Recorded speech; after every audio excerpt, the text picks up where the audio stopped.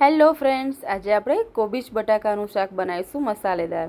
એની માટે આપણે વટાણા, કોબી અને બટાકા બધું સમારીને ધોઈને લઈ લીધું છે. કઢાઈમાં તેલ લીધું છે. તેલ ગરમ થાય એટલે એમાં રાઈ અને જીરું તતડાવી દેવાનું. રાઈ જીરું બરાબર તતડી જાય એના પછી એની અંદર આપણે હિંગ નાખી દેવાની. હિંગ નાખ્યા બાદ એને હલાવીને લીલા મરચાં જે વાટેલા કાં તો સમારીને તમને જે ઠીક લાગે એવું તમે લઈ શકો છો. સાથે સાથે હળદર અને ધાણા જીરું બંને નાખીને તેલમાં બરાબર શેકી દેવાનું. શેકી દીધા બાદ જે આપણે મિક્સર રેડી કર્યું હતું કોબી બટાકા અને વટાણાનું એ બધું જ અંદર નાખીને બરાબર મિક્સ કરી દેવું અને એમાં સ્વાદ પ્રમાણે મીઠું નાખવાનું.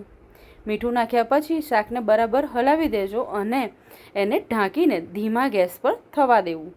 ધીમા ગેસ પર 10થી 12 મિનિટ માટે રહેવા દેવું. 10 મિનિટ બાદ આપણે ખોલીને જોઈ લેવું બટાકું ચડ્યું છે કે નહીં.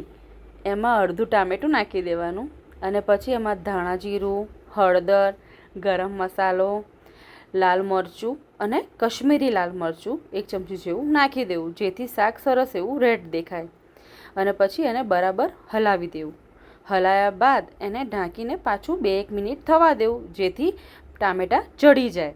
ટામેટાં ચડી જાય એટલે એમાં આપણે ધાણાથી ગાર્નિશ કરવું. એટલે ગાઈઝ આપણું મસાલેદાર બટાકા, કોબીજ અને વટાણાનું સરસ એવું શાક રેડી થઈ જાય છે. અને આવી નવી વિડીયોઝ જોવા માટે મારી ચેનલને લાઇક કરજો, શેર કરજો અને સબસ્ક્રાઈબ કરજો.